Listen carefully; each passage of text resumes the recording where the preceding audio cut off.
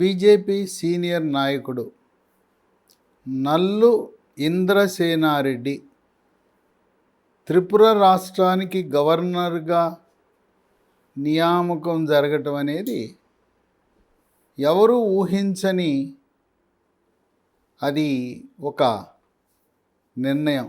నల్లు ఇంద్రసేనారెడ్డి ఆయన ఆది నుంచి ఇప్పటి వరకు పార్టీలు మారకుండా ఒకే సిద్ధాంతానికి కట్టుబడి పనిచేశాడు. విద్యార్థి దశలో ఏబీవీపీ, తదుపరి యువమోర్చా, తదుపరి ఒకే పార్టీ భారతీయ జనతా పార్టీ. ఈ రోజుల్లో ఒక్కొక్క వ్యక్తి 4-5 పార్టీలు మారుతున్న తరుణంలో ఆ విధంగా ఇంద్రసేనారెడ్డి ఒక విశిష్ట వ్యక్తిగా మనం భావించవచ్చు. ఇంద్రసేనారెడ్డి ఈరోజు త్రిపుర గవర్నర్ అయ్యాడంటే కేవలం భారతీయ జనతా పార్టీ నాయకులు శ్రేణులే కాదు, తెలంగాణ రాష్ట్ర ప్రజలు, తెలుగు ప్రజలు, ప్రపంచవ్యాప్తంగా తెలుగు వారందరూ కూడా ఆనందపడుతున్నాడు. మన తెలుగువాడు గవర్నర్గా నియమించబడ్డాడు, మనకు గౌరవం దక్కింది, తెలుగు జాతికి గౌరవం దక్కింది అని చెప్పి అందరూ సంతోషంగా ఉన్నారు. ఈయన నియామకం ఒక విధంగా రాబోయే తెలుగు రాష్ట్రాల్లో ఎన్నికలను కూడా ప్రభావితం చేసే అవకాశం ఉంది. ఒక విధంగా 2 తెలుగు రాష్ట్రాల్లో రాజకీయంగా ముందంజలో ఉండి రాజకీయాలను శాసించే రెడ్డి సామాజిక వర్గ ఆ రెడ్డి బంధువులు, రెడ్డి సంఘాలే కాక భారతీయ జనతా పార్టీ కొంతమేరకు 2 రాష్ట్రాల్లో కూడా గ్రాఫ్ పెంచుకునే అవకాశం ఉంది. డిసెంబర్ 3వ తారీఖున జరిగే తెలంగాణ ఎన్నికల్లో కూడా ఇంద్రసేనారెడ్డి గవర్నర్ నియామకం ఒక కలిసొచ్చే అంశము. బీజేపీ గ్రాఫ్ తప్పకుండా పెరుగుతుంది, మరిన్ని ఓట్లు భారతీయ జనతా పార్టీ పొందే అవకాశం ఉందని విశ్లేషకులు భావిస్తున్నారు. ఇంద్రసేనారెడ్డి ఉమ్మడి నల్గొండ జిల్లాకు చెందిన, ప్రస్తుతం సూర్యాపేట జిల్లా తుంగతుర్తి నియోజకవర్గం గరిడేపల్లి మండలం గానుగబండ గ్రామానికి చెందినవాడు. నల్లు ఇంద్రసేనారెడ్డి ఆయన ఉస్మానియా యూనివర్సిటీలో ఎంఎస్సి గణిత శాస్త్రంలో చేశారు. తదుపరి ఎంఫిల్ కాకతీయ యూనివర్సిటీలో వరంగల్లో చేశాడు.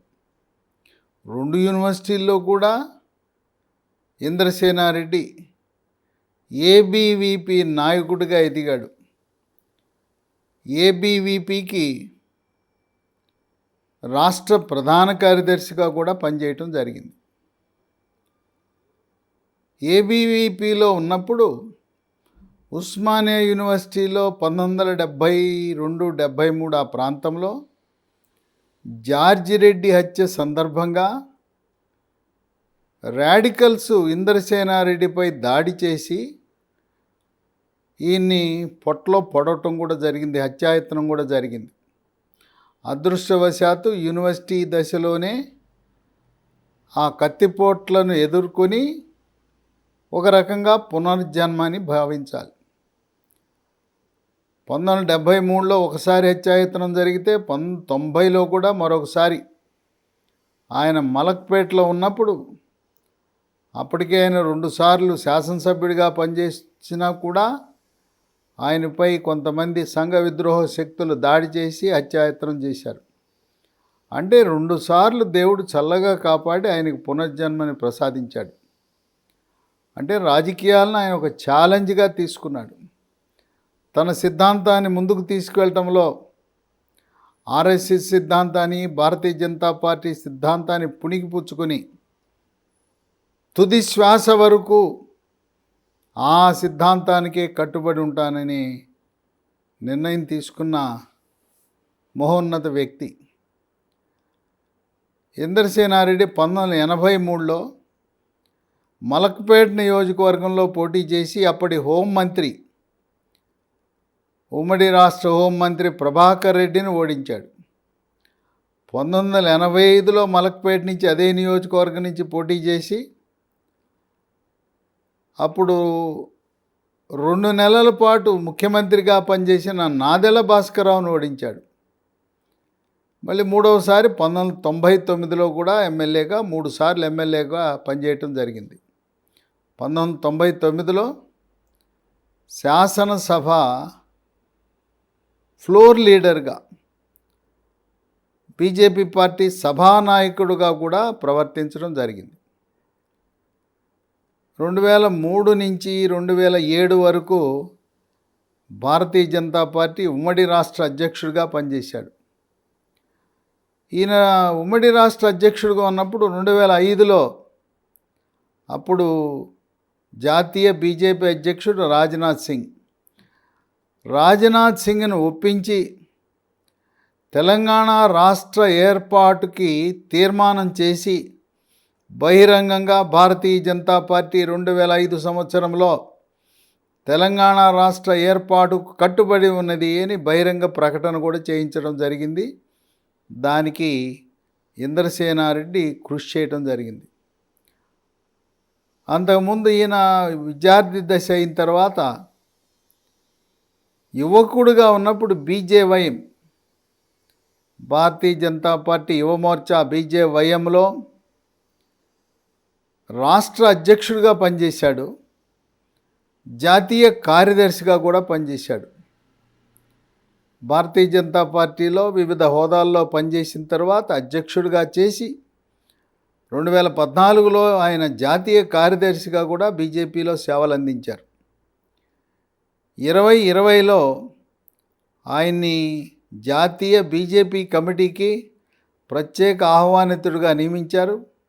2022 నుంచి భారతీయ జనతా పార్టీ జాతీయ కార్యవర్గ సభ్యుడిగా కొనసాగిస్తున్నారు.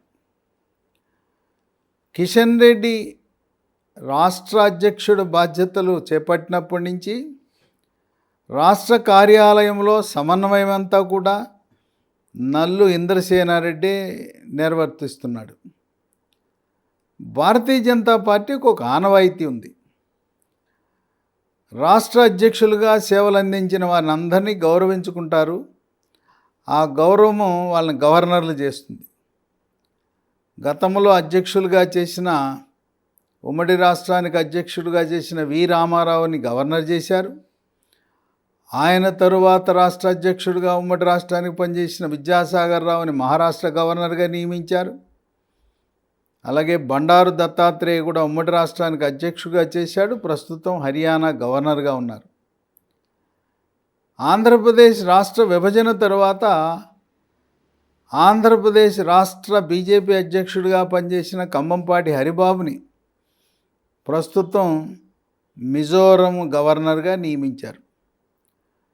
త్వరలో బండారు దత్తాత్రేయ హర్యానా ఆ పదవీ కాలము ముగుస్తున్న సందర్భంలో నల్లు ఇంద్రసేనారెడ్డి నియామకం జరిగింది. అంటే ప్రస్తుతం దేశంలో ఉండే గవర్నర్లలో 3 గవర్నర్లు తెలుగు వాళ్ళు ఉండటం అనేది తెలుగు జాతికి గర్వకారణంగా అందరూ భావిస్తూ ఉన్నారు.